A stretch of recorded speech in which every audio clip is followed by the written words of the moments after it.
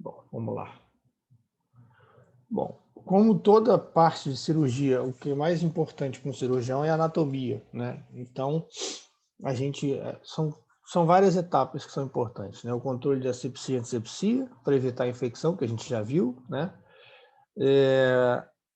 O conhecimento da anatomia, da região que a gente vai operar, para não causar nenhuma lesão e piorar o quadro clínico do paciente. E escolher os materiais mais adequados, tá? De antemão, o tegumentar é simples, é bem simples, né? Escolher os materiais, porque os materiais de sutura, a gente tem que escolher os materiais que causam a menor reação inflamatória, né? Para eu ter um bom resultado. E se tratando de pele, né? A única complicação que a gente pode ter aí é a necrose, né? Por escolher uma técnica ou inadvertidamente quando a gente vai fazer um enxerto ou até mesmo uma rotação de retalho, a gente comprometer a parte vascular daquele segmento. Então, essas são as principais complicações. As complicações são tratáveis, né? Então, a gente tem que escolher o material e conhecer a anatomia para que a gente possa evitar essas complicações, tá? Então, a gente vai falar da anatomia da pele, tá? O que é importante para o cirurgião, tá? São essas estruturas aqui, tá? A parte mais importante em tecido tegumentar é a gente entender como funciona a vascularização da pele, tá? A vascularização da pele, ela funciona com alguns segmentos e alguns vasos importantes, tá? Então, que vascularizam determinadas regiões. Para que a gente tem que saber isso? Para quando a gente for fazer uma rotação de um retalho, a gente tem que preservar, né, alguns vasos principais para poder manter a viabilidade daquele enxerto que a gente está rotacionando. Então, isso aqui vocês vão ter que decorar ao longo do tempo. Quem não conseguir decorar ou não fizer tanta cirurgia de tecido tegumentar que precise utilização de retalhos cutâneos, vai lá no livro, olha, né, para não fazer besteira, porque isso aqui é muito importante, né? Por exemplo, se a gente vai fazer, deixa eu pegar minha canetinha aqui, cadê? Aparece aí, canetinha. Aqui, vamos lá. Ó, eu tenho um tumor aqui, tá? Vamos imaginar que isso aqui é um tumor. E aí a gente precisa fazer a remoção desse tumor. Então você vem aqui, né, ó, faz uma incisão em elipse, sempre em elipse, que a gente vai ver agora por quê. A gente tende a fazer incisões circulares, né? Mas tem que evitar fazer incisões circulares, porque as incisões circulares elas são mais difíceis de serem fechadas. Então, isso aqui ficou um buraco. Vamos imaginar que isso aqui é um buraco, tá? Gigantesco. E aí, como é que eu vou e a pele aqui, ó, não tem pele suficiente para fechar, tá? Então eu tenho duas opções, né? Eu uso esse pedículo vascular número 4, que é a artéria torácica lateral, ou número 3, que é a artéria torácica tóraco-dorsal, tá? Como assim, professor? A gente vai precisar levar um pedaço aqui para lá.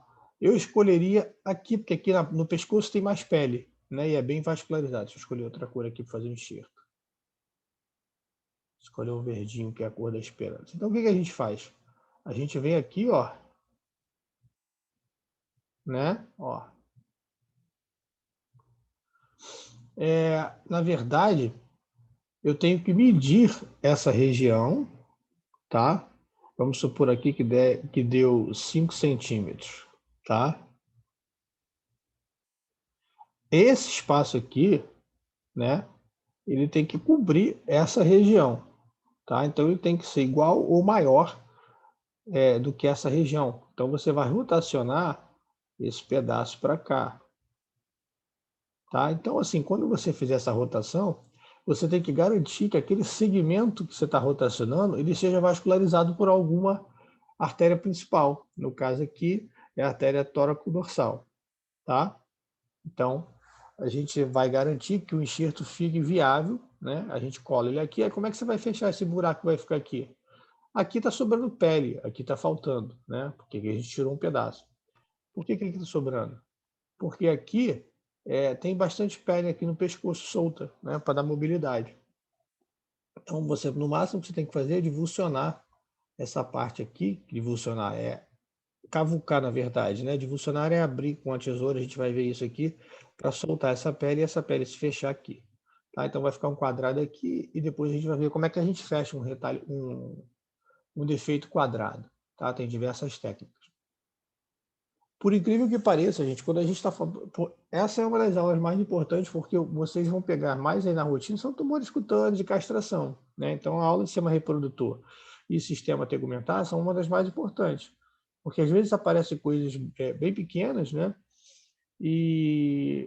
Ou aparecem coisas enormes, né? Com neoplasias cutâneas enormes, lipomas, por exemplo. Vocês vão ter bastante lipomas aí para tirar na vida de vocês. Então, a gente tem que saber essas técnicas de enxerto, de flap, para a gente poder não causar dano, né, aos nossos pacientes. Tá? Entenderam aí, então, a vascularização? Isso aqui a gente tem que decorar, não tem jeito. E aí vocês podem consultar toda vez que forem fazer. Quando não estiverem fazendo um procedimento, até hoje, procedimentos que eu ainda não faço com frequência, eu vou lá no livro para ver se eu estou esquecendo de alguma coisa, para saber se eu não deixei alguma parte, escapou alguma parte. Tá? Então, é natural que a gente consulte, não tem problema nenhum. O importante é não fazer besteira. Então, tem as camadas, a epiderme, a derme, o panículo muscular, tá? Que aí começa a parte de vascularização, né? E a musculatura esquelética, de onde partem, né, as artérias principais cutâneas, tá? Aqui, essa região aqui, ó, é onde a gente faz a sutura, né, intradérmica, né? Então, é uma região mais... o plexo médio é uma região mais firme para a gente fazer suturas intradérmicas e a gente tem que pegar toda essa região aqui quando a gente fizer uma sutura de pele, tá? Evitando, é claro, a parte de músculo, tá? O espaço subcutâneo a gente vai fechar. É simples. Existem dois fios básicos que a gente faz esse tipo de sutura, tá? O Vicryl, né, que causa menor reação inflamatória, é o nylon. Quando a gente vai usar uma sutura intradérmica, aí você pode escolher o monocrio, que é para facilitar melhor. Qual é a característica principal que o monocrio tem, que facilita uma sutura intradérmica? Ele é monofilamentar. Então, o coeficiente de aderência dele é pequeno, é baixo. Então, a gente consegue fazer a passagem pela derme mais facilmente. Tá? Então, se a gente quer promover uma cicatrização perfeita, o ideal seria uma sutura intradérmica. Tá? Mas eu sei que é mais trabalhosa e leva mais tempo. Em compensação, a cicatriz fica muito melhor, tá? Na verdade, eu sempre tento fazer sutura intradérmica na clínica privada, né? Na minha rotina aqui na clínica. Por quê? Porque por mais que você trabalhe dentro do paciente, por mais mirabolante que seja a cirurgia que você fez, o proprietário pergunta: quantos pontos, doutor? E quando você fala para ele que não tem ponto, né, que fez uma sutura de plástico, uma sutura intradérmica, para ele não ter acesso à ferida cirúrgica, para diminuir o processo de cicatrização e melhorar a cicatrização desse, não ficar marca, é isso que ele vai dar valor, é isso que ele vai entender, né? E faz toda a diferença, né, para você conquistar um cliente e para o animal, claro, né? Uma sutura intradérmica vai cicatrizar muito melhor do que uma sutura normal aí, que você usa os fios de nylon para poder fazer a sutura e fica a marca dos fios, né? A intradérmica fica só uma marca retilínea, né? Sem a marca dos fios. Bom, aí está a anatomia. Mais uma vez, a importância de a gente entender de onde vem aquele pedículo vascular, né? Que vasculariza um segmento. Então, são vários segmentos que são vascularizados. A gente viu lá que tem diversas artérias que vão vascularizar um segmento. É só decorar aí os plexos dérmicos para poder entender o que a gente vai fazer. A gente vai trabalhar muito com retalho, né? Então, ó, o que é? Né? Como é que se divide? Né? Camada fina, né? A epiderme, aquela que a gente vê lá na escola, né? Igual uma cebolinha que vai descascando, troca quando a gente descasca quando pega sol. Essa pele que vai, essa parte que vai embora, né? A epiderme. A derme é a camada um pouco mais profunda, tá? Que é o plexo médio, e a profunda da subderme que já começa a ter o quê? A parte de vascularização, tá? E a vascularização vem de onde? Da musculatura esteroide-esquelética, que fica abaixo do subcutâneo, tá?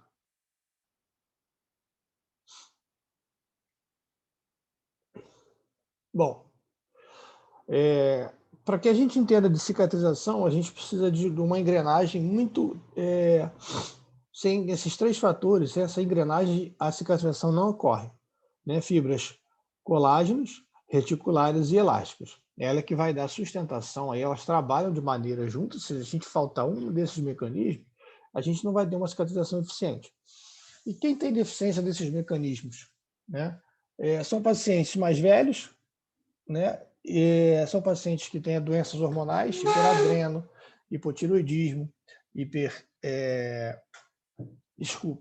hiperadreno, hipotiroidismo, pacientes diabéticos, né?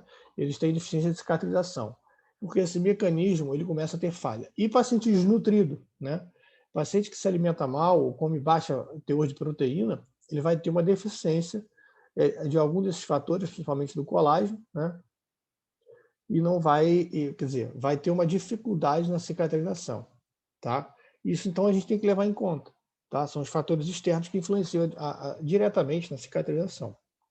Eu botei esse primeiro para a gente saber como ocorre, de que substâncias a gente precisa e a condição do paciente que vai interferir. A gente vai ver lá na frente de novo, mas isso aqui é muito importante, tá?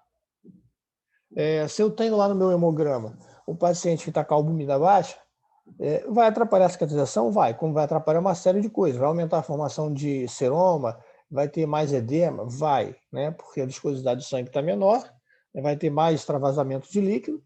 E se eu tiver baixa de proteína, né? A albumina vai estar baixa. E aí eu vou ter dificuldade na minha cicatrização. Então eu vou levar... Por que você está falando isso, professor? Porque a gente tem que levar em conta todos esses fatores para saber quanto tempo a gente vai tirar os pontos, tá? Então a gente precisa saber mais ou menos quanto tempo a gente vai precisar que esse tecido cicatrize. Geralmente, em torno de 7 a 10 dias é um período razoável para a gente poder... 7 eu acho muito pouco, tá? A gente vai ver que a cicatrização ainda está ocorrendo. Ainda fica muito sensível retirar, dependendo da região. Eu tiro com 10 a 15 dias. Né? 15 dias também acho um pouco demais, mas tem alguns animais que a gente precisa deixar um pouco mais tempo, principalmente animais que têm doenças hormonais. Bom, então, na verdade, o que é só para o conceito, para vocês aí decorarem e entenderem e falarem melhor aí quando alguém perguntar. O que é uma cicatrização? Né? Cicatrização é um processo biológico. Trata-se da combinação de eventos físicos, químicos e celulares para restaurar um tecido ferido ou substituir aquele tecido por colágeno. Tá? Essa lesão ela pode ser causada pela incisão do bisturi, né? Ou o paciente pode chegar com uma lesão qualquer para a gente tratar. Ok?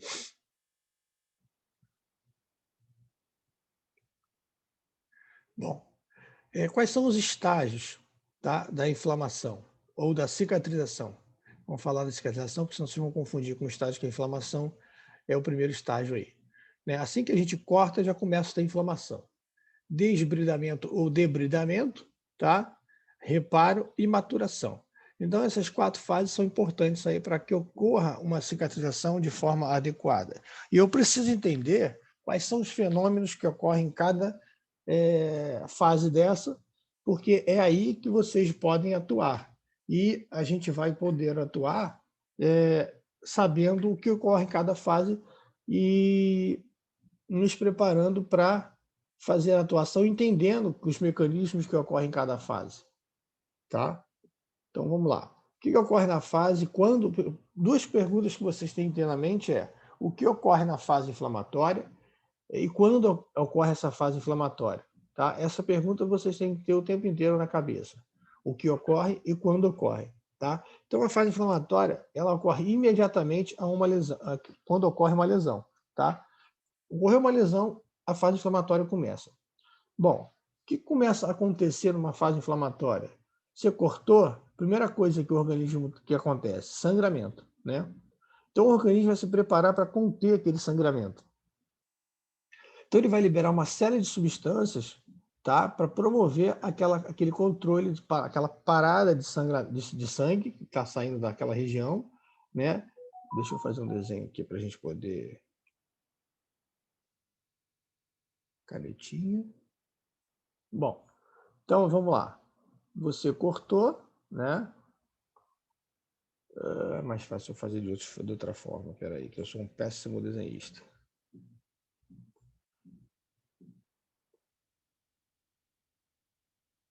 Bom, vamos fazer assim, ó. A gente cortou aqui, tá? E aí, tem uma série de substâncias aqui, de células, que vão ajudar o quê? Tá sangrando, né? Então, vai liberar fatores de coagulação, né? E aí, isso aqui vai se encher. Deixa eu escolher outra cor. Roxinho. Então, primeiro eu encontrei o sangramento, né? Então, eu começo a liberar fibrina, plaqueta, uma série de substâncias para promover o tampão da ferida, né? E parar o sangramento. Isso numa situação normal, né? Então, tá lá. O organismo tenta poder encher isso aqui para poder ajudar aí a parar de sangrar. Então, a maior permeabilidade vascular é nesse momento, para promover a liberação dessas substâncias, tá? Quimiotaxia de células circulatórias, liberação de citocinas e fatores de crescimento, ativação das células, macrófagos, neutrófilos, linfócitos e fibroblastos. Então, no mesmo montante que ele libera substâncias que vão ajudar a coagulação, ele vai liberar substâncias também que vai ajudar a redutração desse coágulo, tá? Aí, os vasos, após essa vasodilatação inicial, né, para liberar essas substâncias para promover a coagulação, existe uma vasoconstricção, né? A inteligência para poder o quê? Parar de sangrar, diminuir o calibre dos vasos. Então, libera catecolamina, serotonina, bradicininas e estaminas. Estamina é responsável pelo edema, bradicina é responsável pela dor, né?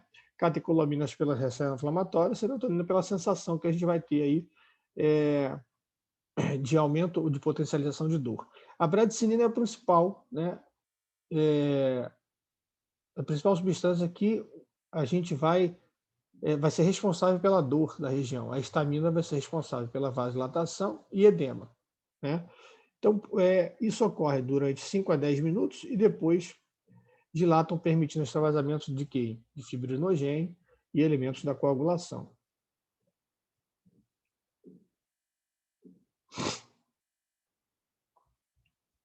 Com o coágulo, há uma formação de crosta. Né? Depois desse procedimento todo, de tentar sanar por si só o organismo, né? A gente vai lá, ó, e vai formar a crosta, tá?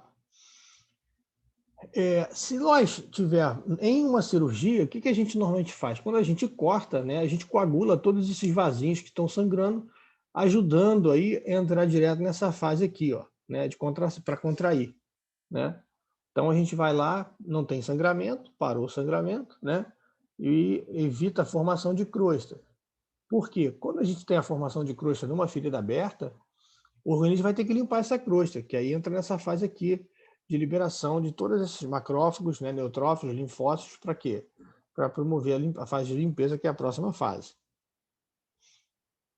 Então, quando eu não tenho, quanto menos material tiver para limpeza, né, mais rápido a gente vai sair da fase de limpeza, né, que é a fase de debridamento. Deixa eu limpar aqui, senão vai ficar gravado.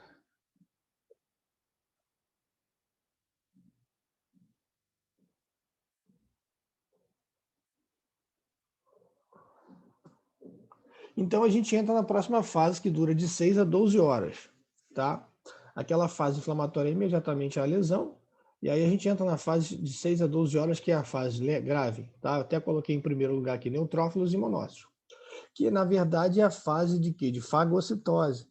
É a fase onde vai fazer a limpeza daquele tampão, tá? Professor, e se a gente não tiver a formação da crosta? Sempre vai haver um pouquinho da formação de crosta, por mais que a gente coagule ali os vasos, tá? De limpeza, porque né, por mais que a gente mantenha a asepsia e antisepsia, vai ter contaminação. Então vai ter, e vai ter os fios ali, né? O organismo entende que os fios são materiais do quê? Corpo estranho. Então ele vai tentar fazer a fagocitose desses fios, vai tentar degradar aquelas substâncias, aqueles materiais, tá? Então isso vai ocorrer de qualquer forma, tanto numa ferida aberta quanto numa ferida fechada. Menos numa ferida fechada, né? Porque eu não preciso limpar o tampão. né, de coagulação. Então, nessa fase aqui, a gente entra aí na fase de 6 a 8 a 12 horas, tá? Então, eu tenho os neutrófilos iniciam a fase de debridamento ou desbridamento e micro-organismos resíduos por fagocitose, tá? Resíduos. Fio considerado um resíduo, tá? Então, ele vai ficar ali tentando tirar aquele fio enquanto ele estiver no organismo. E então, a cicatrização, ela vai ficar, às vezes, dando um looping, né? Ele volta no debridamento enquanto tiver material estranho naquele organismo. Então, a gente tem que escolher um material que cause menor reação tecidual possível para que ele saia logo dessa fase. Então, os monócitos vão se transformar em macrófagos em torno de 24 a 48 horas, tá? Secretam colagenase, removendo todo o tecido necrosado, tá? Bactérias e material do corpo estranho.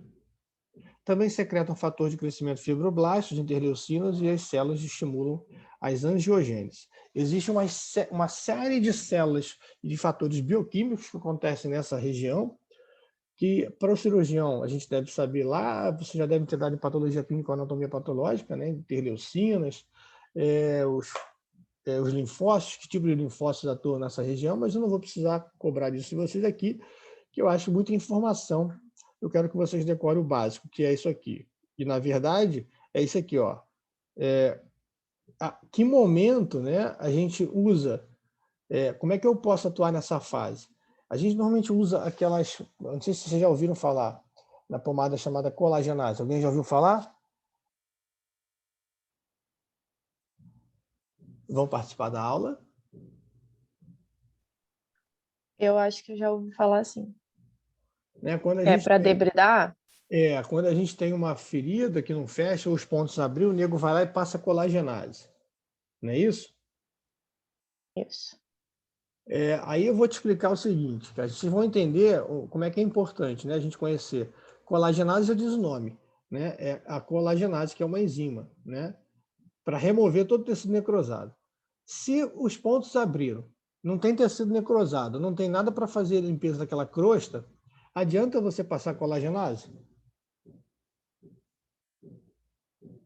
Não muito, né? Não tem muito sentido você passar colagenase.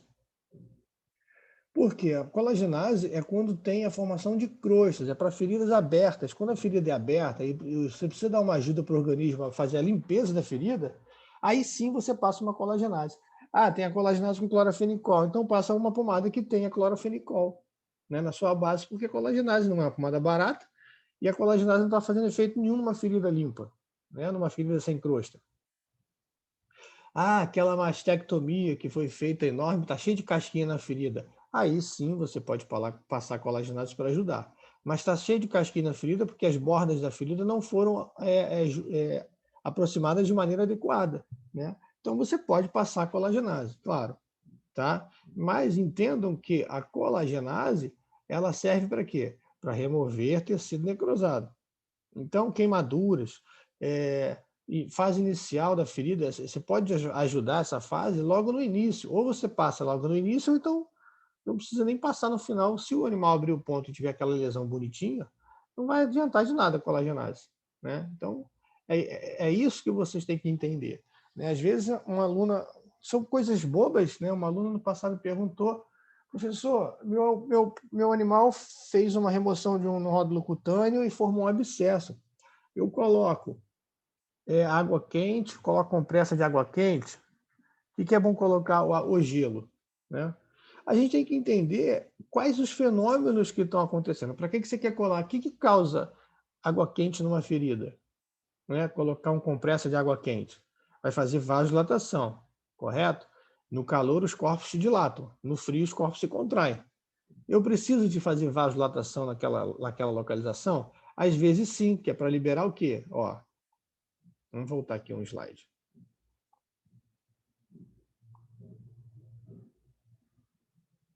Volta, filhão.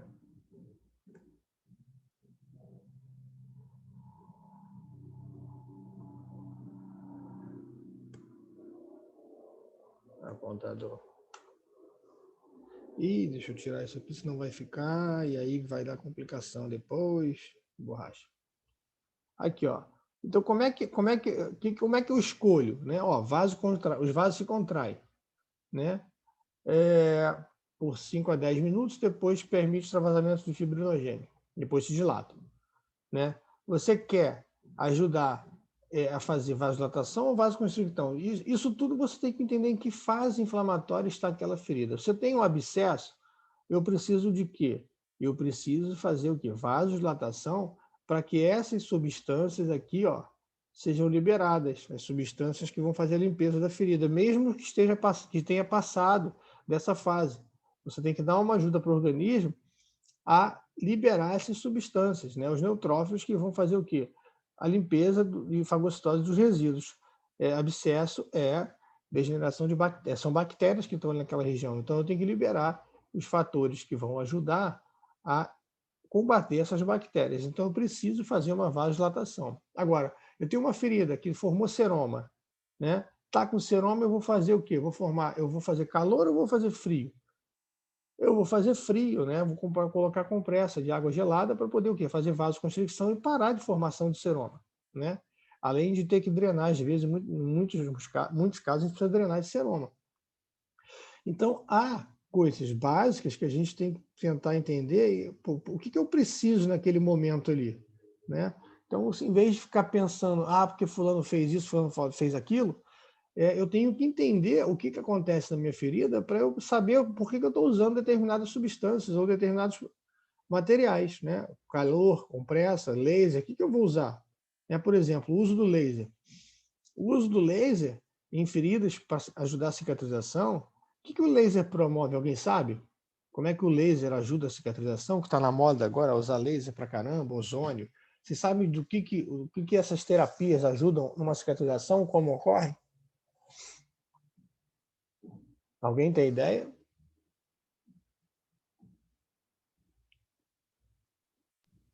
Ele melhora a circulação local ali? Hã? Ele melhora a circulação local? Também. Onde está a ferida? O laser ou o ozônio? Os dois. O laser promove melhora a circularização e ele promove, na verdade, o laser atua nessa fase aqui, ó. Ele ajuda a transformar os fibroblastos em colagenase, tá? Colágeno, desculpa, tá? Ele aumenta a formação de colágeno, tá? Além de ajudar a neovasculação. O ozônio tem diversas aplicabilidades, né? Mas a principal, e além de destruir bactérias, o ozônio é um potente antisséptico, tá? E estimula também a cicatrização. Em que fase o ozônio atua, não sei, mas eu sei que ele atua ajudando a destruir as bactérias ou a contaminação de uma ferida, tá?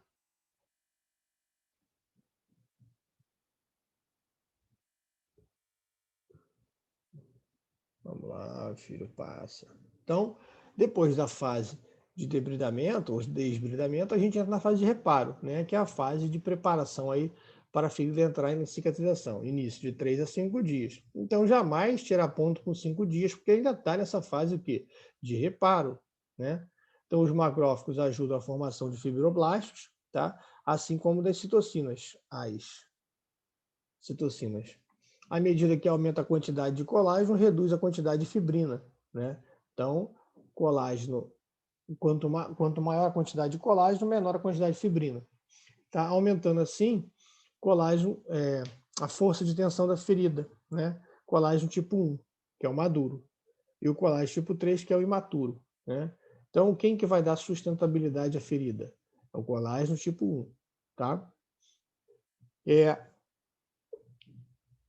Tem um tempo, né, de cicatrização. Isso para a gente falando de feridas abertas, né? Eu vejo às vezes muita gente falar aí, vamos aplicar laser. Aí a gente não tem muitos trabalhos. Em quanto tempo vai fechar essa ferida? Eu posso dar uma estimativa baseado nessa velocidade de cicatrização, tá, de uma ferida aberta. Então, a gente pode ver lá, fazer 2 sessões e ver em quanto tempo uma ferida fechou, mas ela tem que cicatrizar, ó, numa velocidade de 0,4 a 1 milímetro por dia. Né? Você tem como medir isso? Tem, o papel milimetrado, bota ali, acompanha, né? E aí você vai dar uma previsão de quanto tempo aquela ferida vai fechar. Se você quer colocar uma terapia com laser ou com ozônio, né? E aí mensura se essa velocidade está sendo mais rápida ou menos rápida com a terapia que você escolheu, tá? Se uma ferida não fecha nessa velocidade, alguma coisa de errado tem, tá? E aí cabe você procurar o que tem de errado com aquela ferida. Baixa de proteína, infecção, né? Então a gente vai ter que pesquisar o que está acontecendo de errado para a gente poder fazer aí o controle e a resolução desse problema, né? Mas uma ferida que não está fechando nessa velocidade, a gente tem que verificar qual é o tipo de problema, né, que está acontecendo. Não sei se vocês já ouviram falar que às vezes a ferida não fecha, fica com um buraco aberto, né? A gente até tem uma paciente que fez mastectomia, mas eu nunca consigo pegar ela lá na clínica, que abriu os pontos. Aí tentei deixar fechar por segunda intenção e agora a ferida não fecha. Porque passou de todas essas fases, entrou na fase de maturação, né, e o tecido ficou aberto. Então, o que a gente tem que fazer? A gente chama de agudização da ferida. A gente lesa a ferida para estimular todo o processo inflamatório de novo, para ver se as bordas se encontram, né? Porque as bordas se encontram de um lado a outro, tá? Deixa eu desenhar aqui. A cicatrização, ela ocorre, né? Vamos agora fazer uma ferida aberta aqui, ó. Ela ocorre na direção de uma borda a outra, né? Mas para ela ocorrer, o que acontece? Ela vai depositando substâncias aqui embaixo, né? E vai tentando fechar aí a ferida, tentando encontrar uma borda com a outra, tá? Eu preciso, né, de ter uma base para ela ocorrer. Por que eu estou falando isso? Por causa das fístulas, né? Muita gente tenta fazendo milagre nas fístulas, achando que o tecido vai emitir pseudópodos aqui, pseudópodos lá de cá e vão se encontrar. Cara, se não tiver uma base para eu depositar meu tecido, minhas substâncias aqui para promover a cicatrização, não vai acontecer. Então é por isso que às vezes é difícil, né, fazer a cicatrização de uma fístula oronasal, principalmente. Por quê? Porque ela não tem essa base, né?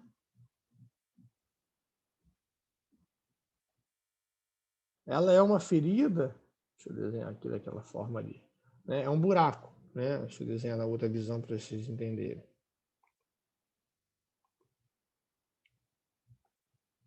Ela é um buraco, né? Que fica ali e eu não tenho como depositar substâncias aqui para promover a cicatrização e a união dessas bordas, né? Aí eu vejo o pessoal fazendo laser, vai ficar aquela ferida limpinha, bonitinha, ozônio, e não tem essa base para poder promover a cicatrização, né? E na fístula, no caso da fístula, né? Então, vai cicatrizar? Dificilmente, né? Porque não tem essa base. A gente tem que construir uma base, tá? Para que esse tecido cicatrize. Então, tudo isso a gente tem que compreender, né?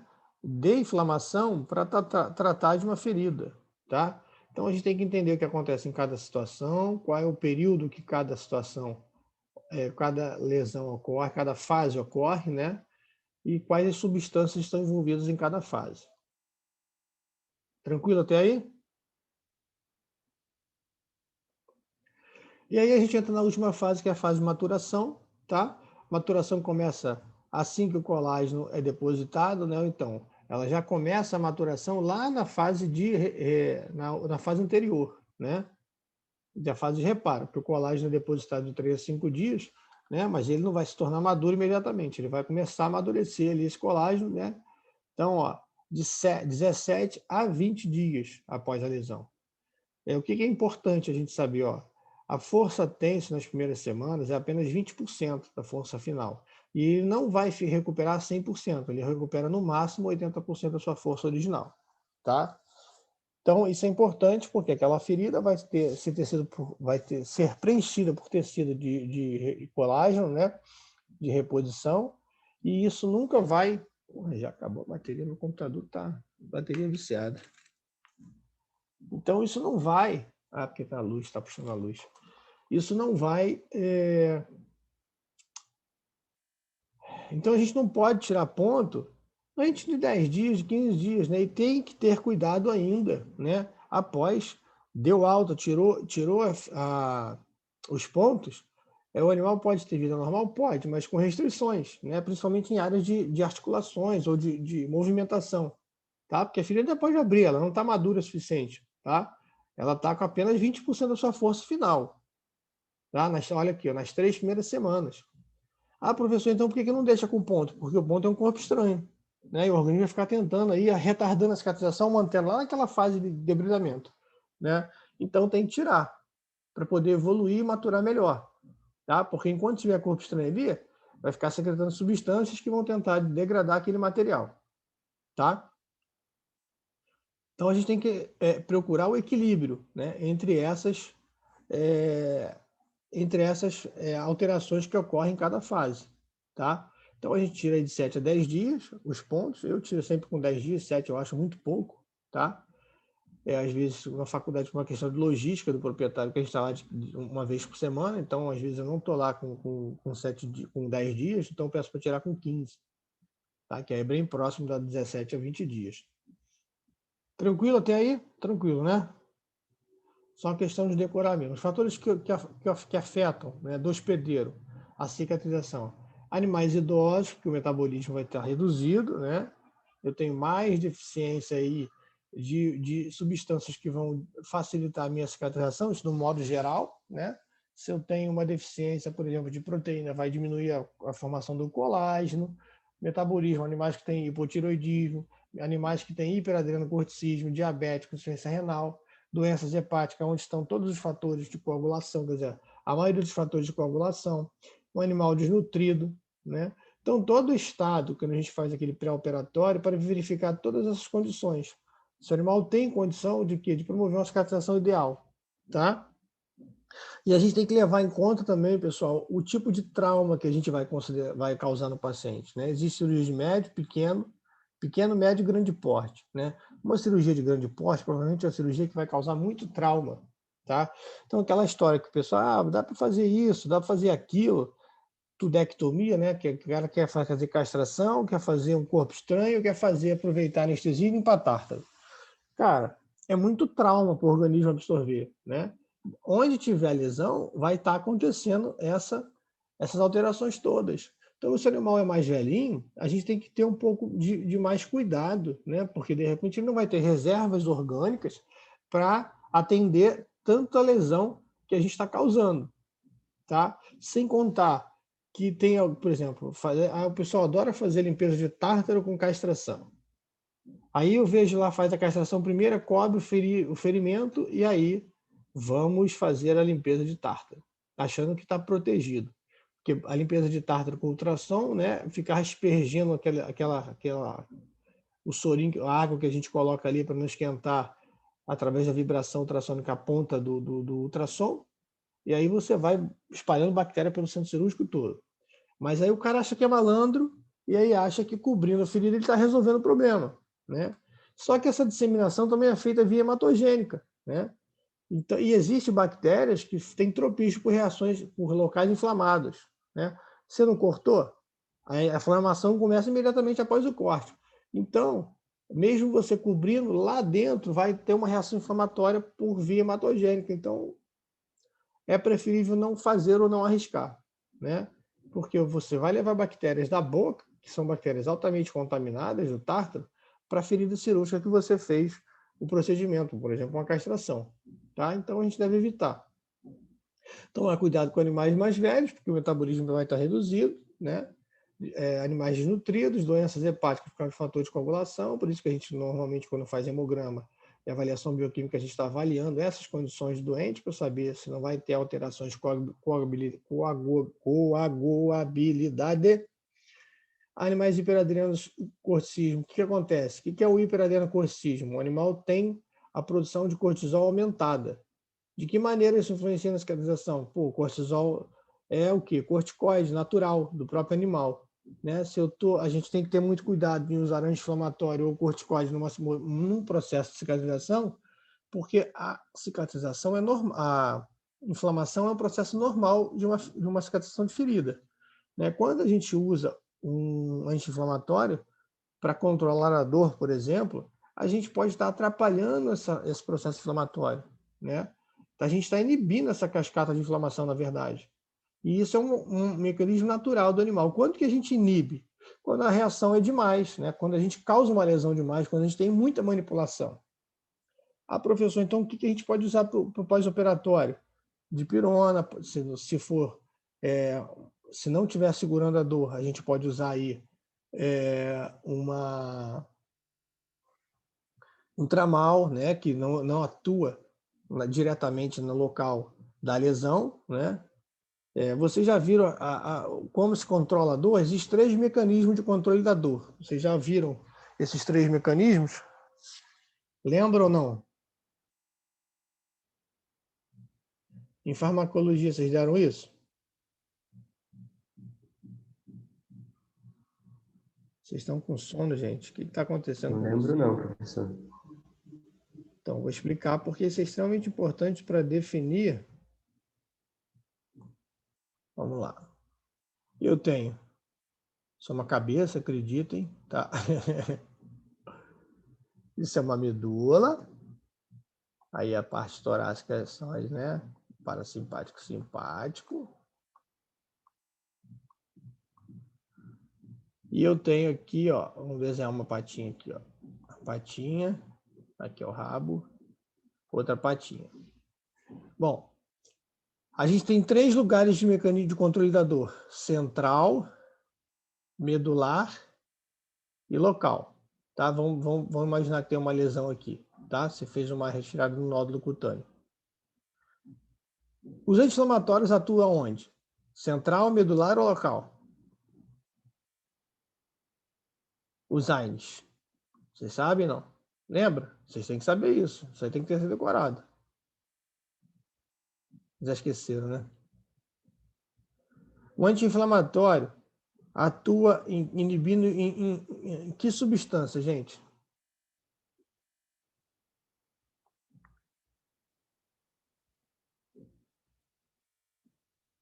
Ah, vou falar para o Eduardo pegar pesado com esse pessoal, né? Isso, COX-2, né? COX-1, né? Na verdade, a COX-2 está relacionado, mas antes da COX vem o que, ó? Bradicinina, tá? Muito bem.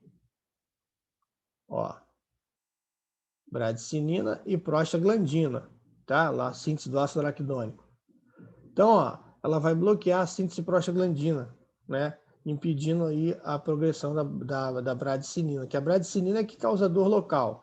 Então, os anti-inflamatórios atuam aqui, local, tá? No local da lesão, tá? Inibindo quem? A síntese de prostaglandina, tá? Através da via ciclooxigenase, COX. Tá vendo que vocês aprendem certas coisas e não sabem por quê? É para isso. É a aplicabilidade disso que a gente vai entender como que a gente vai escolher os anti-inflamatórios. Tramal, gente, atua no nível central ou medular? Onde é que é o mecanismo dos opioides?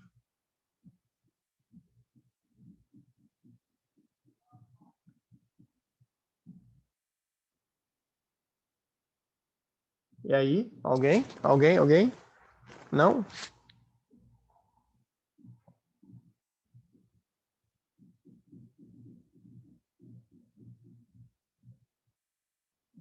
Meu pai, tô preocupado, hein, gente? Ninguém sabe onde atuam os opioides?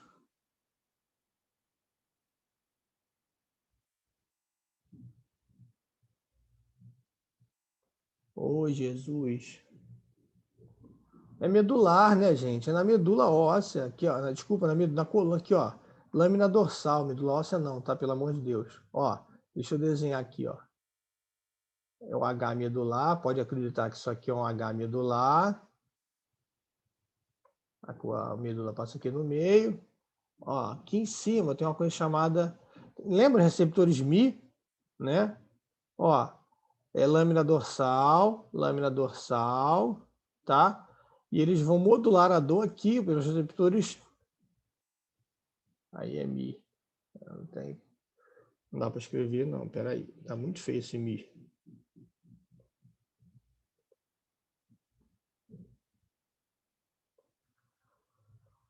Vocês pelo menos estão lembrando ou vocês nunca ouviram falar disso? Né? E os receptores centrais, normalmente são os anestésicos, amitriptilina, tá? que atuam a nível central. Então, existem esses 3 lugares para controlar a dor, tá? Se eu não quero atrapalhar a região, a reação inflamatória aqui local que foi pequena, a gente pode controlar aqui, ó, né? A nível medular ou central, tá? Então, são essas 3 formas de mecanismo de controle da dor, gente. E vocês já deviam saber de cor e salteado, né? Como é que vocês vão prescrever um anti-inflamatório se nem o mecanismo de ação vocês sabem? Né? E principalmente o anti-inflamatório é muito importante, né? Alguém falou em COX-2, perfeitamente, COX-2, né? Mas eu tenho a COX-1, né? A COX-1, ó, eu tenho COX-2 e COX-1, né? COX-1, vamos botar 2 aqui, e COX-1. A COX-2 está relacionada à inflamação local. A COX-1, eu tenho a COX-1 também aonde? Em todo o organismo, né? E quando eu receito um anti-inflamatório, diminui a síntese de prostaglandina. A prostaglandina no estômago faz o quê? A proteção da camada de muco, né? Do estômago. Então, se você usar um anti-inflamatório não seletivo, ou seja, que pegue os 2 anti-inflamatórios, o que vai acontecer? Você vai diminuir essa proteção dessa mucosa, vai diminuir aqui a proteção da mucosa, o ácido clorídrico vai atuar aqui, você está dando antibiótico, né? Antibiótico, que vai irritar mais ainda a mucosa do estômago que está sem proteção, e vai causar o quê? A própria digestão da mucosa, né? E aí acaba causando uma gastrite. O animal começa o quê? A vomitar. Isso vocês têm que saber, né? Isso devia estar na ponta da língua de vocês. Então, é extremamente importante a gente saber de todas as substâncias para a gente poder saber os efeitos colaterais, como que o animal está vomitando, né? E aí o que a gente passa? Tem que diminuir, na verdade, o anti-inflamatório, né? Porque eu tenho duas substâncias que vão agredir o estômago, o anti-inflamatório, que vai diminuir essa proteção, e o antibiótico, né? Ainda mais se for humano. Então, os antibióticos podem agredir mais ainda essa mucosa se essa camada estiver diminuída. Então, tudo isso a gente tem que estar ciente, né? A animal está vomitando, não adianta você ficar passando só omeprazol ou qualquer coisa para diminuir o vômito. Se eu não estou combatendo a causa, não, eu tenho que diminuir essa causa, eu tenho que combater a causa, tá? Beleza?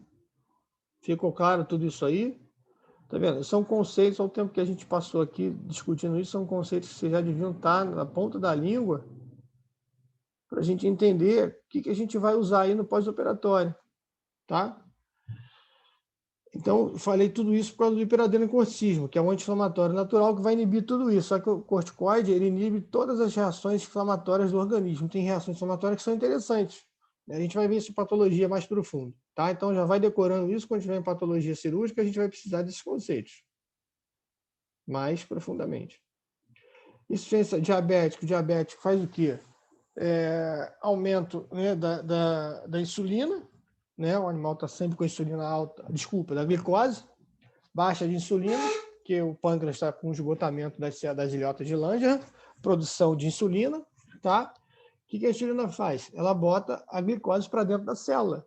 Glicose é energia, a célula precisa de energia, a gente entra lá no ciclo de Krebs, tá? Então, tudo isso é importante a gente saber, gente. É aqui que a gente começa a ligar o que a gente aprendeu no ciclo básico com o ciclo profissional, tá? Então o diabético, né, tem que estar controlado, o paciente diabético tem que estar controlado, né? Porque eu vou precisar dessa insulina, dessa glicose para poder fazer a manutenção da energia da célula para ela poder cicatrizar. Senão não cicatriza. Insuficiência renal é a mesma coisa, né? Insuficiência renal, o animal que tem insuficiência renal crônica, ele vai estar às vezes em quadro de acidose metabólica, né? E o quadro de acidose altera as funções das enzimas, então a gente vai ter retardamento no processo de cicatrização.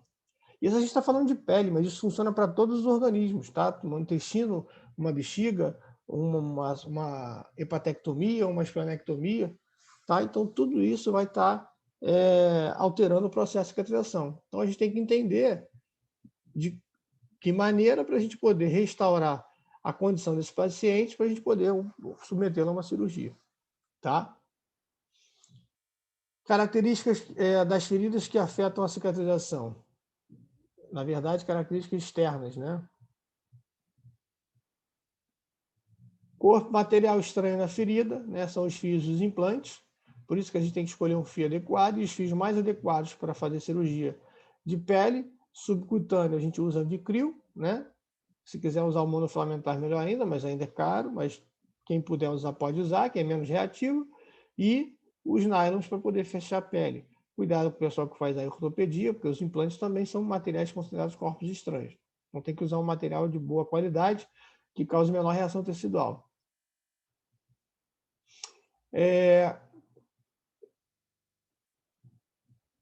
Quando tiver material corpo estranho ali na ferida, foi o que eu falei, aqui ó, vai retardar a fase de fibroblasto.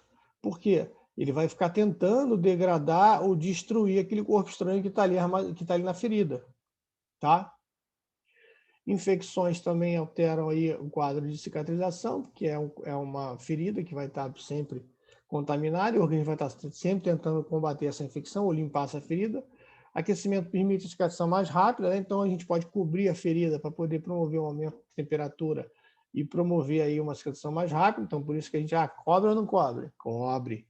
Irrigação sanguínea é extremamente importante para poder promover todos os fatores aí de neovascularização, tá? Para dar suporte àquela ferida. Tranquilo? Positivos, fatores que afetam a cicatrização externas. Positivos, suplementação alimentar, medicamentos, fatores de crescimento. A gente pode manipular algumas pomadas que tem aqueles fatores de crescimento endotelial, de crescimento endovascular, para ajudar a formação da cicatrização da ferida. Normalmente a gente usa esses elementos quando a gente tem uma ferida aberta, tá? Ferida fechada não precisa. Negativos, radioterapia, quimioterapia e contaminações, tá?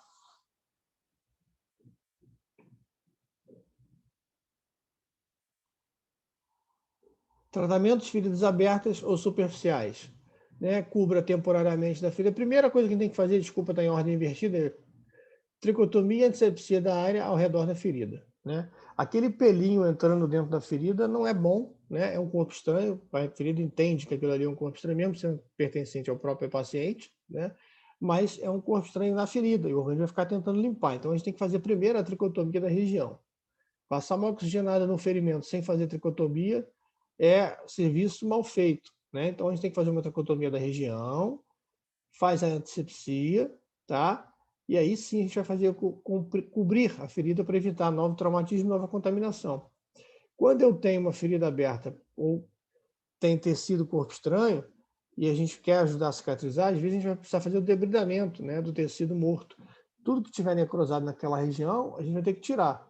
Por isso que o pessoal que sofre uma queimadura fica ali raspando a ferida. É para ajudar a tirar todo o tecido morto. Para quê? Para evitar que ele fique naquela fase de limpeza. A gente, na verdade, está ajudando o organismo a cicatrizar. Tá?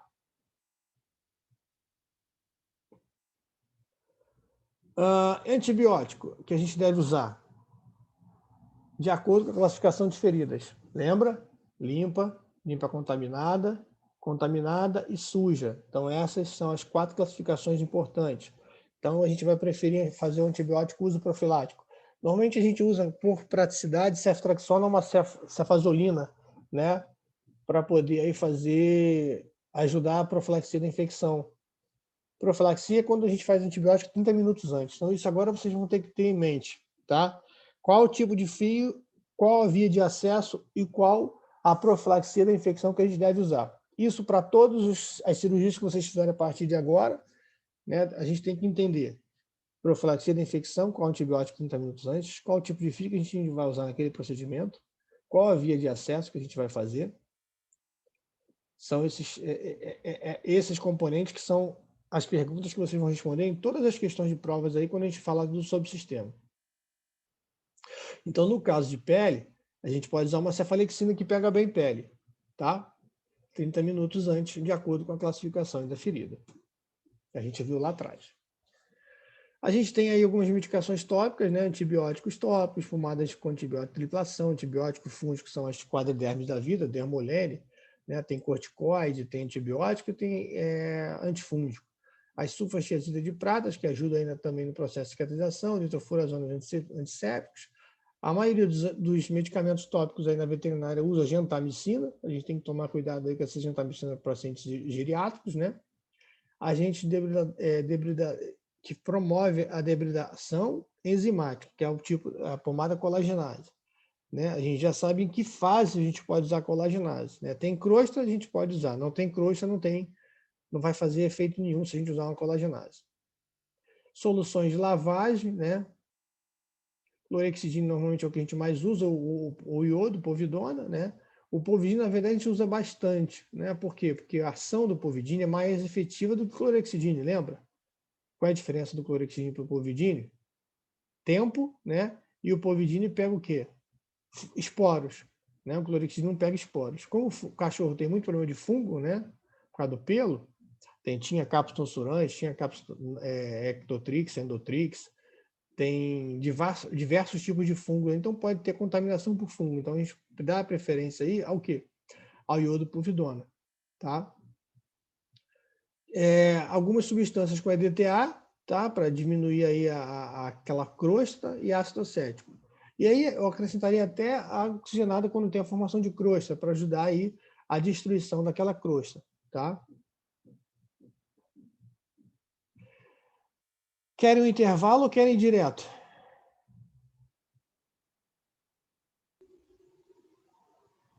Intervalinho de 10 Prefiro minutos. direto. Hã?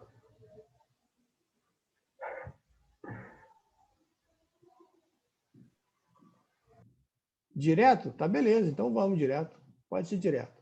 Então tá beleza. A gente acaba mais cedo. Então, ó, a principal patologia do sistema tegumentar. Quais são as principais patologias? Tá vendo? Quando a gente pergunta a coisa do interesse de vocês respondem direto, rápido e ligeiro. Tá todo mundo aí. Quando pergunta sobre dúvida da matéria, gente, aqui é o lugar da gente errar. A gente não pode errar lá fora. Aqui não fica com medo de falar porque está gravando, não, gente. Vocês têm que participar, não importa se vocês errando, que quando a gente erra, a gente nunca mais vai cometer o mesmo erro, né? Quando a gente faz uma pergunta e a gente acha que... Quando a gente faz uma pergunta e erra, ou quando a gente pergunta alguma coisa e alguém erra na resposta, você pode ter certeza que dificilmente você vai cometer aquele erro, tá? Ainda mais com a aula gravada se expondo, vocês vão saber, pô, nunca mais eu vou pagar aquele mico. Mas aqui o lugar de pagar mico, gente. Não pode pagar mico lá na frente proprietário.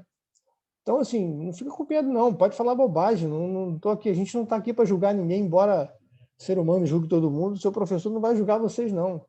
Fiquem tranquilos. Esquece colega. Você está aqui para aprender. Tá? Se errar, é aqui que a gente tem que corrigir os erros de vocês. Tá? Melhor do que vocês ficarem aí com essas dúvidas e sem esse conhecimento do que chegar lá amanhã depois, no meio do tratamento, vocês fazerem besteira, tá? Então não fica com medo de errar não, que é normal. Vocês têm que aprender uma coisa, eu não tenho memória, tá? Eu não vou chegar, saiu daqui, eu já esqueci tudo que a gente conversou, tudo que a gente falou. Por quê? Eu não vou ficar, o aluno falou uma besteira na sala de aula, isso é idiotice, não vou ficar fazendo isso, tá? Fiquem tranquilos. Então podem participar à vontade da aula, não fiquem com medo de errar não, tá? A gente está aqui para isso. Então vamos lá. Olha as patologias que afetam o sistema tegumentar. Tem muitas, né? Então, existem diversas patologias que afetam o sistema tegumentar. Queimaduras, lesões térmicas, lesões elétricas, lesões químicas, lesões por radiação, feridas por abscesso por mordedura, picadas de cobra, úlceras de pressão, higromas de decúbito, granuloma com lambedura, seio dermoide, piodermite interdigital, dobras cutâneas. Essas aqui não estão mais proibidas, então eu tenho até que tirar esse negócio daqui. Biópsias. Então tem uma série de patologias que vão causar lesões do sistema tegumentar. Algumas são cirúrgicas e outras não. Por exemplo, piodermite interdigital não é uma lesão cirúrgica, tá? Às vezes o dermatologista não sabe mais o que fazer, não adianta mandar para o cirurgião, porque não tem como fazer um transplante de pata, aquela pata toda machucada, não tem como eu fazer nada, tá? Dobra cutânea, às vezes a gente pode fazer uma cirurgia corretiva para diminuir as dobras, né? Porque fica gerando uma reação inflamatória infecciosa, até mesmo fúngica, mas a gente pode fazer uma plastia naquela região ali para poder alterar ali aquela forma, né? E não ter aquela dobra, tá? Mas tem algumas lesões que não tem jeito, tá? A gente não tem como resolver.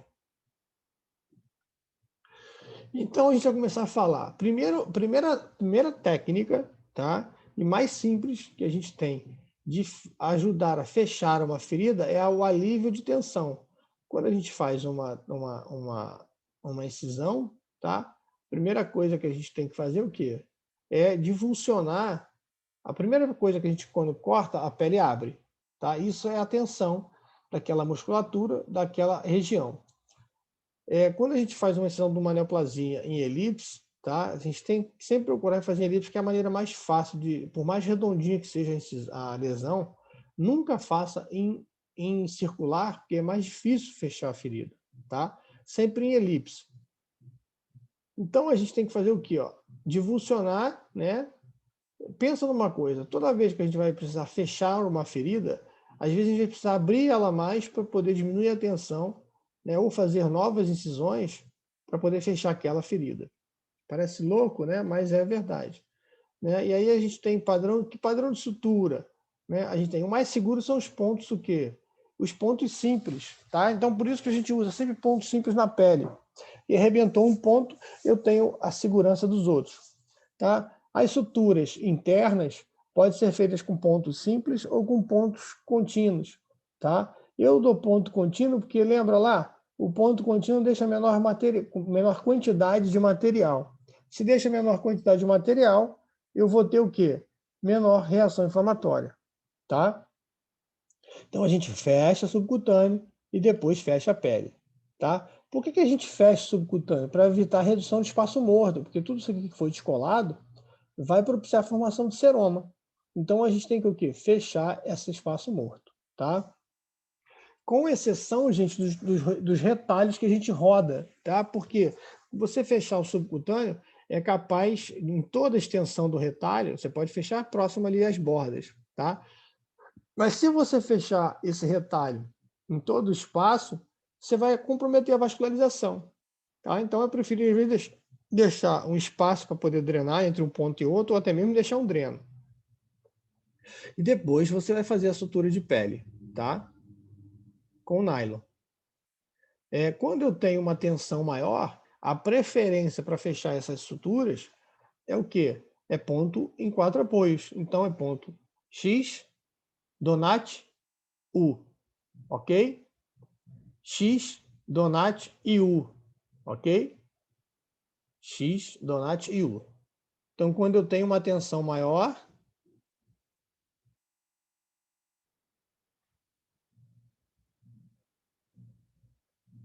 então, quais são as causas de ruptura dos pontos, de descência da sutura? Escolha errada do diâmetro do fio, tensão na ferida, infecção e, no nosso caso, o nosso paciente tem mania de que, se não cuidar, meter a boca na ferida porque provavelmente está doendo, ele vai querer arrancar o que está doendo. Tá? Então, na verdade, a gente tem que entender o que causou. Tá? Eu só uso, na verdade, eu faço o ponto que é mais seguro, intradérmico, né, que o animal não tem acesso ao meu fio, e os pontos de 4 apoios são mais seguros, são mais firmes. Tá? Ponto em U, Donat ou X. Eu uso muito X, tá? Que é mais é igual do ponto de vista de segurança, eles são similares, tá? Mas é mais fácil de dar 2 passadas e um nó, 2 passadas e um nó, e a cicatrização fica melhor do que o ponto em U, né? O ponto em U, essa borda fica um pouco elevada e o proprietário acha que a sutura ficou mal feita, tá? Então o ponto que eu prefiro é 4 apoios, tá? Ou sutura intradérmica, é o que normalmente eu faço. Beleza? Então, o tipo de ponto já foi.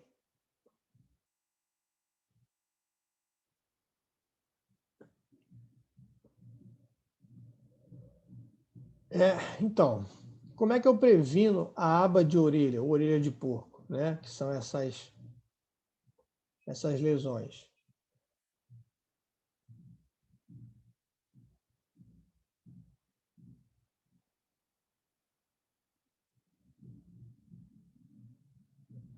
Pois é, a discorna é muito ingrata, né? Porque assim, às vezes falta pele e a região fica sob tensão, né?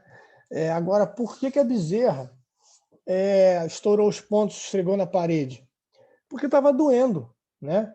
Então, a gente tem que fazer uma boa analgesia. Estava doendo ou o processo de cicatrização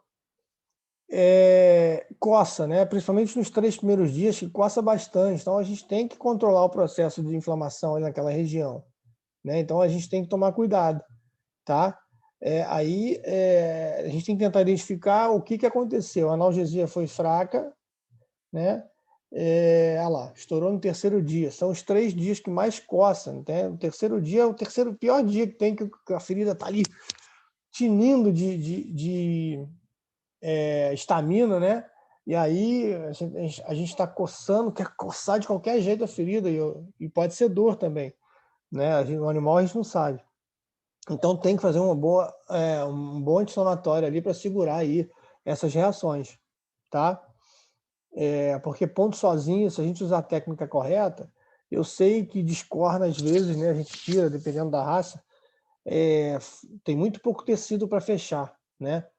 Divulsionou bastante, mas a tensão não pode ficar com nenhuma tensão, senão aumenta aí o risco de descência de sutura. Mas como ela meteu a cabeça em algum canto, pode ter sido a coceira ou dor, tá? Aí a gente tem que avaliar se a gente fez uma boa analgesia no pós-operatório. Se fez uma boa analgesia, pode ser a própria reação inflamatória ali, que essa coceira que dá aí nos 3 primeiros dias, principalmente no 3º dia, tá? São detalhes que a gente não se atenta, né? Por que isso aconteceu? Por que ele está fazendo isso? Cara, as respostas estão no que a gente já deu para vocês, né? Então a gente tem que entender o que aconteceu para poder não passar mais o mesmo perrengue, né? A tendência natural, né, é isolar esse animal e não deixar ele ter contato aí com nenhum lugar, mas ele vai enfiar na cerca, ele vai enfiar no chão, ele vai enfiar em qualquer lugar, numa árvore, né? Então é muito difícil. Então a gente tem que entender o processo que está acontecendo para poder tratar realmente de fato, né? Não evitar que o animal mexa. Tem que entender por que o animal está mexendo, né? A prevenção de aba de orelha, né? Quando a gente faz uma incisão em elipse, a gente deve começar pelo meio dos meios e ir fazendo entre os meios, tá? Quando a gente começa numa ponta, a tendência de ficar uma aba de orelha é maior, porque a tensão da ferida vai toda sendo jogada para o final. E aí a forma de consertar essa aba de orelha é fazendo uma nova incisão, né? Cortando aqui esse excesso de pele. E quando a gente tem uma lesão circular, olha o que acontece. Você vai fazer uma aba de orelha nas 2 pontas. Então evita de fazer lesões circulares, faz sempre lesões em elipse, tá? Por mais redondinho que seja o seu tumor, faz sempre uma lesão em elipse.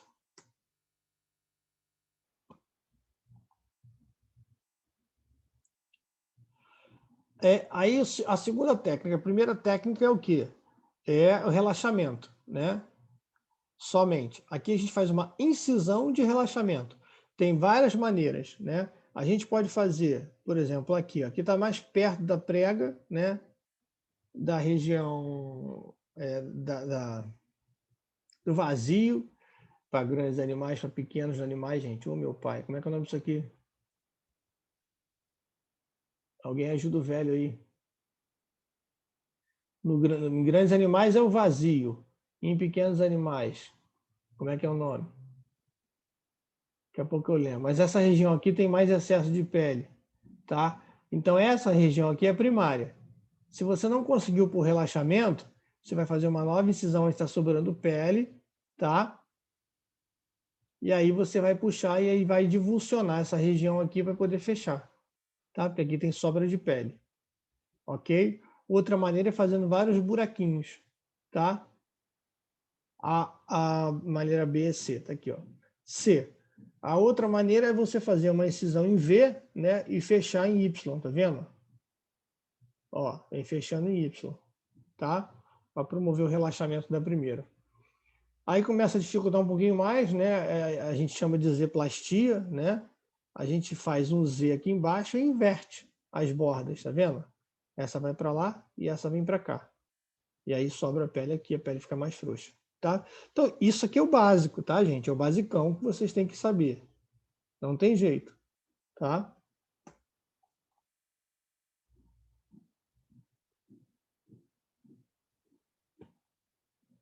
Bom, remoção dos defeitos irregulares. Defeitos circulares, defeitos triangulares, quadrados, fusiformes e semilunares. Tem diversos tipos de defeitos aí.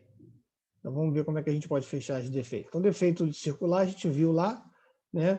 Não tem algumas formas, quando você faz essa orelha, para não deixar formar essa orelha de porco. Aí, como eu sei que ninguém gosta aqui de matemática, olha aí a confusão que é para fechar o defeito circular. Eu nem perco meu tempo. Vou ter que traçar uma linha, né, longitudinal. Aí eu vou ter que traçar outro eixo em 45 graus. Eu vou ter que fazer um V aqui nesses 45 graus. Tá maluco? Olha a confusão toda para fechar uma ferida circular, né? Esse aqui, ó, esse espaço aqui tem que ter 2 centímetros, metade do seu raio, tá? Aí eu tenho também a técnica de gravata de borboleta. Essa aqui é a de V, né? Combinado, tá? E aqui é gravata de borboleta, ó. Fica igual uma gravata borboleta, tá vendo? Você vai fazer 30 graus, traça um eixo longitudinal, vai fazer um ângulo de 30 graus, não é cortar não, né? Só traçar um ângulo imaginário, tá? Um ângulo de 30 graus, faz uma incisão aqui, ó, em triângulo de 2 centímetros, que é metade do raio, tá? E aí você vai inverter, ó. Essa borda você joga para cá e essa borda você vai jogar para cá. Aí você fecha. É mais fácil você evitar fazer um diabo de uma lesão dessa? Você já usou isso, professor? Nunca? Nunca usei. Porque eu sei quanto é chatinho fazer isso. Tá maluco? Os defeitos triangulares, a gente fecha em Y, né? Mais fácil, tá? Ou você pode rebater essa borda aqui, ampliar aqui a incisão aqui, ó, e puxar, tá? Ó, fechando dessa forma aqui. Cuidado para não lesar a vascularização, tá? Tem que saber de onde está vindo o pedículo. Esse pedículo vascular tem que fechar por essa região aqui, ó, tem que passar por essa região, tá? Então, menos arriscado é fechar em Y, tá? Um defeito triangular. Os defeitos quadrados a gente pode fechar pelas vértices, né? Pelas pontas, tá? Ó, vem passando aqui, ó, e fechando, tá? A gente pode fazer uma divulsão, que essa é a técnica mais usada, tá? Ó, essa rotacionamento de retalho é o que mais a gente usa, tá? Quando a gente quer fechar um defeito quadrado, né? Primeiramente a gente tenta lá, ó. Vai fechar em Y, fechando nas bordas? Não. Ficou um espaço grande? Então a gente pode aqui, ó, o B, passa para o B aqui, ó. Divulsão, abrir, tá, ó. A mesma distância que existe o defeito, eu vou abrir aqui uma nova incisão. E eu vou puxar para fechar, tá? Pode sobrar um pouquinho de pele aqui. Para evitar que fique essa região embeiçada, né? Eu vou fazer um triângulo aqui, ó. E quando eu puxar, o meu triângulo fecha. Esse ângulo vem para cá, fechando o triângulo, ficando uma reta aqui, ó. Tá? Fazendo um ângulo quase que de 90 graus. Quando o defeito é muito grande, você pode fazer isso dos dois lados, tá? Então, o eixo X e o eixo X é igual ao eixo Z, ó. É igual o eixo Z que está aqui no meio, tá? A distância Z. Então, ó, Z, Y e Y tem que ser igual a Z, tá? Quando você faz, que na verdade é metade do eixo X, tá? Quando você faz, aqui, ó, aqui tem que ser igual, né? Quando você faz dos dois lados, tem que ser metade e metade para cada lado, tá? Então você vai usar metade e metade para cada lado, para poder fechar a tua ferida, porque você está justamente fazendo, porque é uma ferida muito grande e você não vai conseguir puxar um pedículo muito grande para cá, então você vai fazer dos dois lados, aí fica essa característica aqui. Eu tenho rotação de retalho, né? Aqui é um retalho rotacional, ó. A gente tem um defeito quadrado, você puxa aqui e isso aqui vai fechar porque tem pele sobrando dos dois lados, tá? Defeitos fusiformes é molinho, é o mais fácil de se fechar, ó. Né? Vai fechar, vai apenas uma divulsão, né, aqui dentro, né? Ou você faz uma nova incisão lateral para poder fechar, tá? A gente viu lá atrás. Aí tem os flaps pediculados, avanço, rotacionais, transposição, interpolação, e esses três aqui, o axial a gente vai ver o que é, mas o bolsa de dobradiça e pediculares tubulares eu nunca, já usei esse aqui. Em bolsa ou de dobradiça, isso é horrível. E esse aqui eu nunca fiz, eu acho muita viagem. Mas o resto a gente vai ter que usar bastante aí. Então, ó, os retalhos de avanço. Ó, de avanço. Todos esses defeitos aqui que a gente viu, quadrado, triangular, são fechados por retalhos de avanço. Ó. Você não está fazendo esse aqui, ó, retalho de avanço, tá? Ó, estou avançando um retalho, tá? A gente viu aqui para fechar um defeito normalmente quadrado. Retalho de avanço. O fechamento de um triângulo é também um retalho de avanço que você tem que abrir aí, divulsionar aqui embaixo todo o subcutâneo desse tecido para ele poder fechar, senão não fecha, tá? Aí, ó. Aqui a gente ainda vai divulsionar e abrir mais até aqui, né? Até aqui, na verdade, para poder ter um espaço. Ó, olha o axial, que legal. O axial é o procedimento que a gente tira, né? Lembra daquela foto da anatomia lá? A gente tem que saber aonde está o pedículo vascular para jogar ele todo completo aqui para a área de avanço, tá?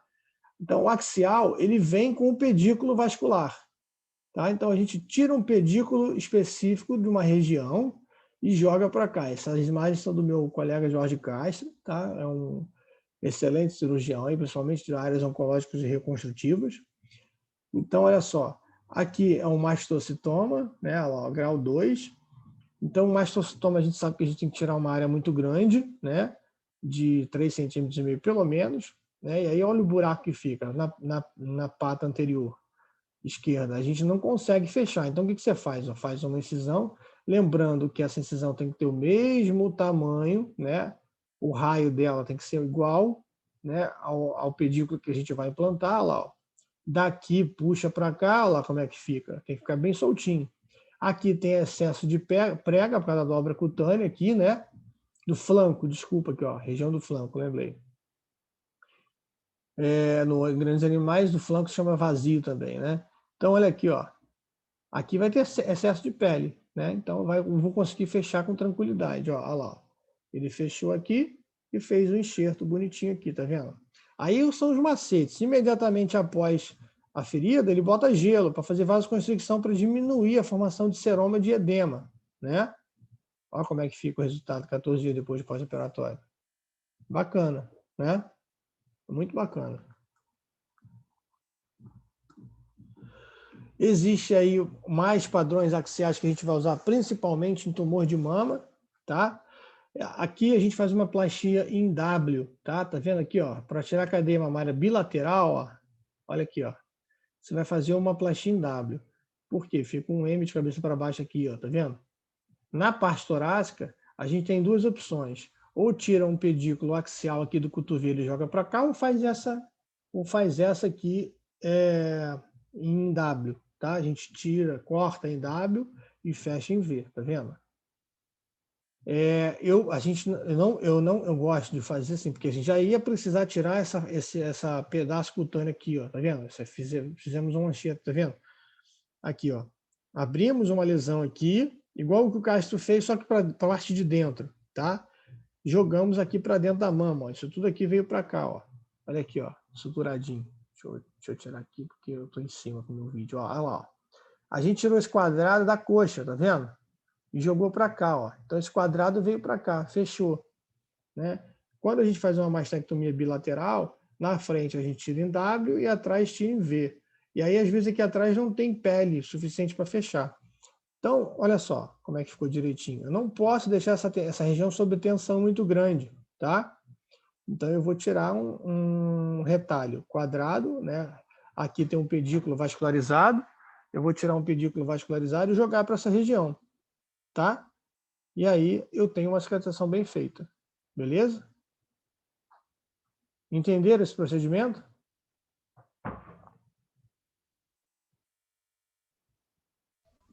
Por foto tá um pouco Hã? confuso de entender os movimentos. Tá um pouco confuso para mim. Tá, vou desenhar aqui. Aí. Aqui, ó. Aqui tá desenhadinho, tá vendo? Ó? Olha só, por exemplo, foi o que eu fiz, tá? Aqui, tá vendo? Tira um quadrado da região do cotovelo.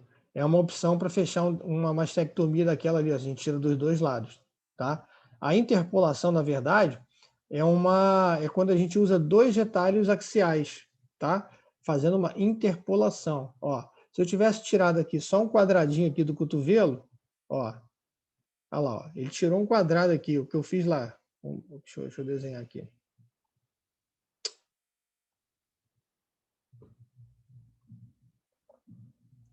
Olha lá, ó, tá vendo? Ele tira esse quadrado aqui, ó, e joga aqui para baixo. Foi o que eu fiz, ó. Eu tirei um quadrado aqui, ó, e joguei esse quadrado para cá, ó. Aqui, ó, o que ele está fazendo, tá vendo? Ele está tirando um quadrado da coxa que sobra e joga para cá. Foi exatamente o que eu fiz aqui, ó. Eu tirei um quadradinho aqui da coxa, tá vendo? É como se eu tivesse tirado um quadrado aqui da coxa, ó, e rotacionasse esse quadrado para cá. Ele ia ficar com esse aspecto aqui. Ó, olha lá o quadrado, tá vendo? E a coxa você fecha normalmente. Olha os pontos que eu dei, tudo em U, tá vendo? Pontos de 4 apoios, tá? Fecha o subcutâneo. Aqui você não vai fechar muito o subcutâneo, senão você vai lesar aí essa parte do pedículo, essa parte aqui do meio, tá? Mas aqui nas bordas você pode fechar o subcutâneo, tá? Entendeu? Ó, tira um quadrado aqui e joga para lá. Foi o que eu fiz, ó. Tirei um quadrado daqui, ó. E joguei, olha o quadrado aqui, a formação do quadrado aqui, tá vendo? Olha o quadrado aqui. E joguei para lá. Tá? É isso que a gente faz com retalho axial. Quando eu tenho dois retalhos axiais, ó, não deu para fechar. Então eu vou tirar mais um retalho daqui e jogar para cá. Normalmente aqui, ó, se eu quisesse fazer, em vez dessa técnica de plastin W, quisesse tirar isso tudo aqui, olha o buraco que ia ficar aqui. Não ia dar para fechar. Então você podia aqui, ó, não tá sobrando essa pelezinha aqui, ó. Ó, você podia rotacionar ela para cá, tá? Aí tira um quadrado aqui também, ó. E rotaciona ela para cá também. E aí fecha. Aqui, ó. Aí muda o nome, tá? Chama interpolação. Quando a gente faz dois padrões axiais, a gente chama de interpolação. Tá? Não. Quero fazer borracha. Aqui, ó. Quando a gente tira dois retalhos quadrados, a gente faz uma interpolação, tá? Ó, tirou dos dois lados, tá? Para fechar um defeito ali torácico, tá? Isso aqui é chamado de interpolação. Parece difícil, eu vou mostrar outra aqui, vamos lá. Parece difícil, mas não é difícil não, tá?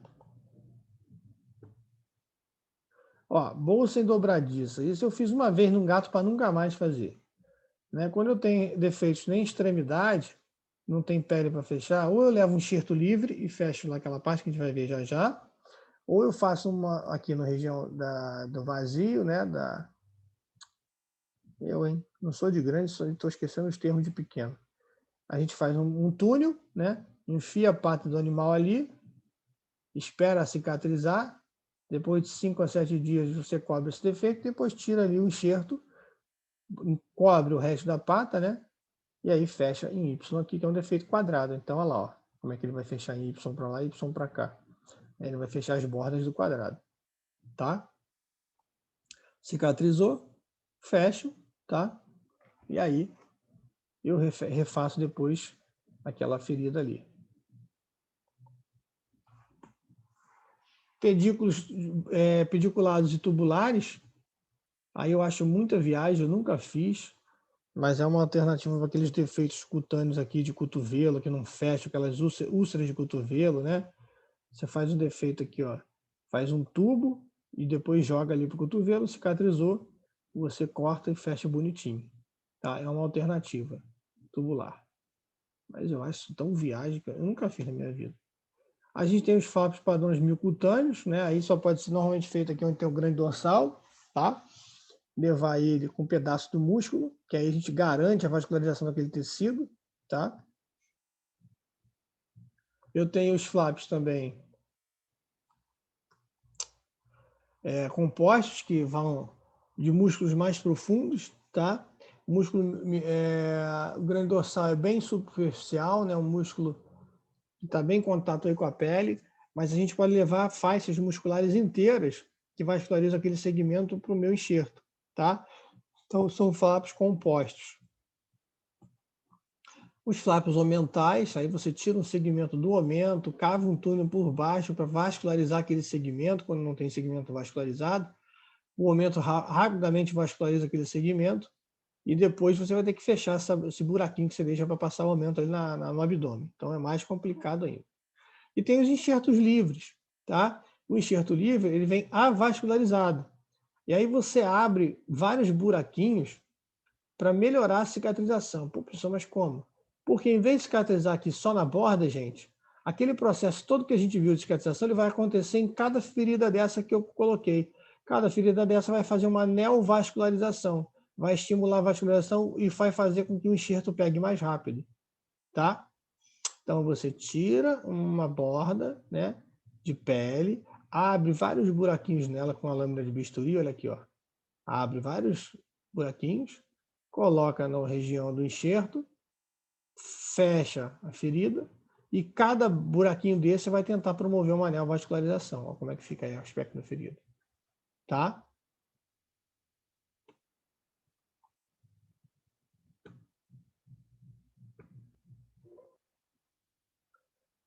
Quero descartar.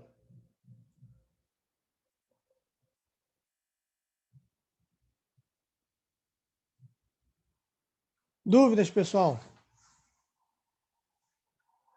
Deixa eu parar de gravar que você